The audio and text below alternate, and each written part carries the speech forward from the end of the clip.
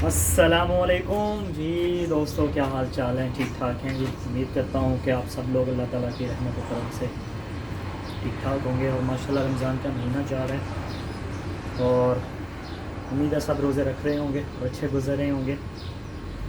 और आज जो आपके लिए ज़ियारत लेके आए हैं, इसको मुकाम हुदैबा भी कहते हैं और हम लोग जिस नाम से इसको जानते हैं, हमने जो किताबों में पढ़ा है उसको कहते हैं कि सुलह हुदैबिया। तो सुलह हुदैबिया का जो कॉन्ट्रैक्ट या अक़्द हुआ था वो हुआ था इस मुकाम पे। और इसके आगे पीछे एक बड़ी लंबी कहानी है और इंशाल्लाह मैं आपको वो स्टोरी और हिस्ट्री भी बताऊंगा। लेकिन आपको मैं ये बता दूं कि ये मस्जिद जो है ये मक्का से 30 से 25 किलोमीटर दूर है। जद्दा मक्का, जो जद्दा से मक्का को रास्ता जाता है, जो पुराना रास्ता है बिल्कुल उस रोड के ऊपर वाक़या है। वाइट कलर की माशाल्लाह ये मस्जिद है जो उन्होंने नहीं बनाई है, लेकिन वाइट कलर की मस्जिद के पीछे बिल्कुल एक पुरानी मस्जिद है जिनको इन्होंने अभी बंद कर दिया है, लेकिन आपको इंशाल्लाह दिखाएंगे हम। तो असल मस्जिद ये वाली है। यहाँ पे नबी पाक सल्लल्लाहु अलैहि वसल्लम ने खैमा लगाया था और यहाँ पे ही जो हुदैबिया का कॉन्ट्रैक्ट हुआ था अहले कुरैश से नबी पाक सल्लल्लाहु अलैहि वसल्लम का, वो इसी मकाम पे हुआ था। और इसी मकाम पे बैत रज़वान भी हुई थी और यहाँ पे कुआं भी है जो कि इन्होंने बंद किया हुआ है। तो नबी पाक सल्लल्लाहु अलैहि वसल्लम यहाँ रहे थे, तो जिस तरह सेम मस्जिद जुराना के पास कुआं है तो वैसे यहाँ भी कुआं है। तो चले इंशाल्लाह आपको मस्जिद दिखाते हैं जी, नए वाली भी और पुराने वाली भी।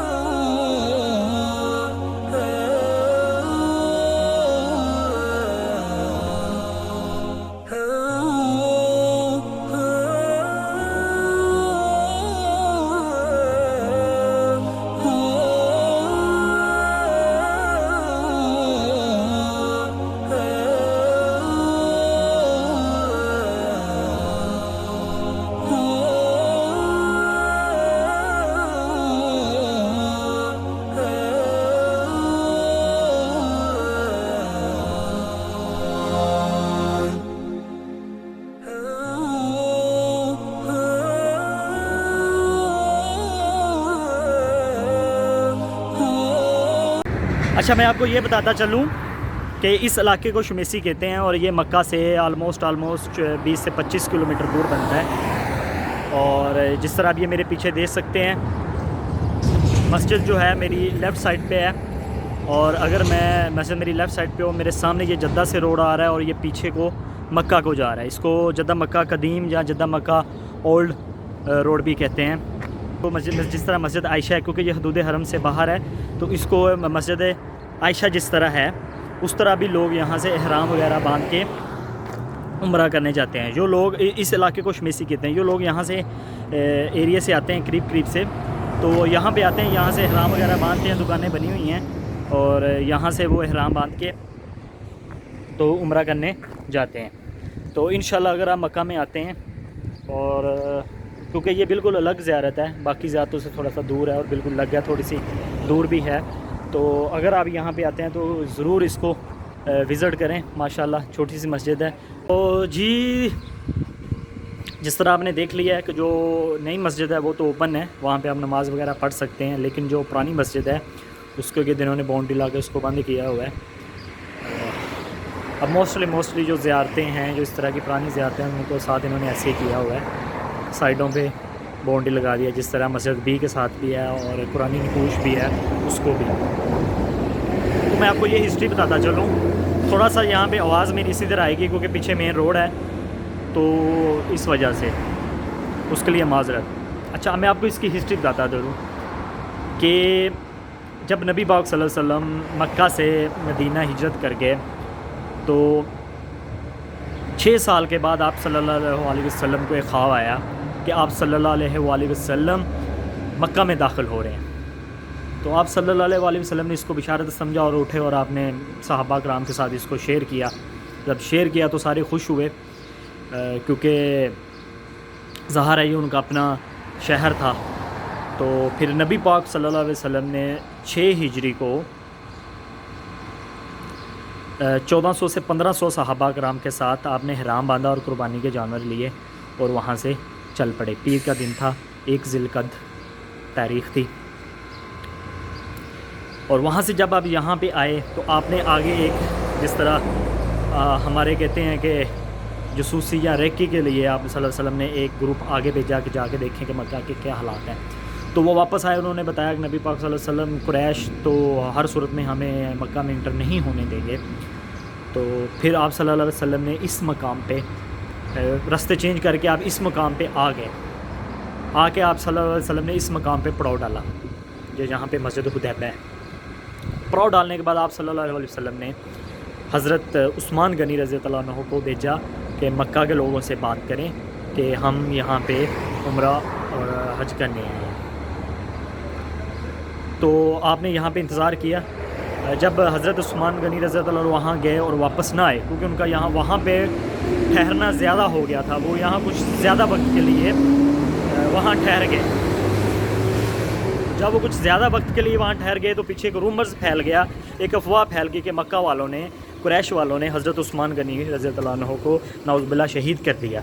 تو پھر نبی پاک صلی اللہ علیہ وسلم یہاں پہ ایک بیبول کا درخت ہوتا تھا، اس کے نیچے تمام صحابہ کو اکٹھا کیا کہ اگر قریش اور مکہ والوں نے حضرت عثمان غنی رضی اللہ عنہ کو قتل کر دیا نعوذ باللہ، تو ہم مل کر بدلہ لیں گے، جنگ لڑیں گے آخری بندے تک. تو اس کو بیت رضوان کہتے ہیں، بیت رضوان. تو لیکن پھر حضرت عثمان غنی رضی اللہ عنہ واپس آئے اور انہوں نے آ کے بتایا کہ مکہ والے ہمارے ساتھ کچھ معاہدہ کرنا چاہتے ہیں. تو پھر یہاں پہ ایک معاہدہ ہوا. تو حضرت عثمان غنی کے ساتھ مکہ سے سہیل ابن عامر آئے. تو نبی پاک صلی اللہ علیہ وسلم نے سہیل ابن عامر کو دیکھ کے کہا کہ مکہ والے امن چاہتے ہیں. تو پھر اسی طرح آپ صلی اللہ علیہ وسلم نے صحابہ کو کہا کہ ایک کانٹریکٹ لکھا جائے.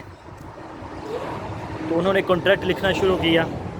تو یہاں کا بڑا مشہور جو ذکر آتا ہے کہ نبی پاک صلی اللہ علیہ وسلم نے کانٹریکٹ لکھانے کے لیے کہا کہ اللہ کے نام سے لکھو، شروع اللہ کے نام سے جو نہایت مہربان اور رحم کرنے والا ہے. تو آگے سے آیا کہ جی ہم تو نہیں جانتے کہ مہربان اور رحم کرنے والا کون ہے، تو اس لیے آپ اپنے نام سے لکھیں، محمد بن عبداللہ. تو حضرت محمد صلی اللہ علیہ وسلم نے حضرت علی کو کہا کہ آپ محمد بن عبداللہ لکھ دیں، تو حضرت علی نے رضی اللہ عنہ نے انکار کر دیا کہ یہ میں نہیں لکھوں گا، میں نہیں مٹاؤں گا۔ تو کیونکہ صحابہ کہتے ہیں کہ ہم اسی نام سے لکھتے ہیں، کوئی بھی چیز لکھنی ہو اسی نام سے لکھتے ہیں کہ شروع اللہ کے نام سے جو نہایت مہربان رحم کرنے والا ہے۔ تو نبی پاک صلی اللہ علیہ وسلم نے کہا کہ کہاں لکھا ہوا ہے مجھے بتائیں، میں مٹا دیتا ہوں۔ تو آپ صلی اللہ علیہ وسلم نے مٹا دیا۔ وہاں پہ بہت سی شرطیں اس طرح مانی گئیں کہ جو اس ٹائم مسلمانوں کے انگیز تھی اور مکہ اہل قریش جو تھے ان کے فیور میں جا رہی تھی، اور انہوں نے ایک شرط یہ بھی رکھی کہ آپ اس سال حج نہیں کریں گے، عمرہ نہیں کریں گے، طواف نہیں کریں گے، آپ اگلے سال کریں گے، کیونکہ لوگ سمجھیں کہ ہم پریشر میں آ کے تو ہم نے ان کو اجازت دے دی۔ تو اس طرح یہ کانٹریکٹ ہوا صلح حدیبیہ کا، اور پھر اس پہ سائن ہوئے۔ جب یہ شرط لکھی جا رہی تھی تو حضرت عمر فاروق غصے میں آ گئے تھوڑا سا، اور انہوں نے حضرت ابو بکر سے بولا کہ کیا ہم اس سال طواف نہیں کریں گے؟ تو کہ ہم طواف نہیں کریں گے۔ تو حضرت ابو بکر صدیق رضی اللہ عنہ نے جواب دیا کہ اللہ کے نبی نے آپ کو یہ کہا تھا کہ ہم طواف کریں گے، یہ نہیں کہا تھا کہ ہم اسی سال کریں گے۔ تو عقد کانٹریکٹ ہونے کے بعد، حدیبیہ کا جو تھا وہ ہونے کے بعد، نبی پاک صلی اللہ علیہ وسلم نے سب کو کہا کہ اپنے جو جانور ساتھ لے کے آئیں قربانی کے، اس کو ذبح کریں اور اپنا سر منڈوا دیں، کیونکہ انہوں نے احرام پہنے ہوئے۔ تو لوگ اس چیز کو ایکسیپٹ کرنے کے لیے تیار نہیں تھے، تو پھر حضرت محمد صلی اللہ علیہ وسلم نے سب سے پہلے اپنا جانور ذبح کیا اور اپنا سر منڈوایا، اور پھر آپ صلی اللہ علیہ وسلم یہاں سے واپس چلے گئے، اور آپ صلی اللہ علیہ وسلم کو دیکھتے ہوئے تمام صحابہ نے پھر ایسا ہی کیا۔ تو یہ واقعہ تھا صلح حدیبیہ کا اور بیعت رضوان کا۔ امید کرتا ہوں آپ کو یہ والی زیادہ پسند آئی ہوگی، اور اگر یہ آپ کو زیادہ پسند آئی ہے تو کائنڈلی چینل کو سبسکرائب کر دیں، شیئر کر دیں، گرمی بڑی ہے، اور انشاءاللہ ملتے ہیں جی آپ سے اگلی زیارت میں۔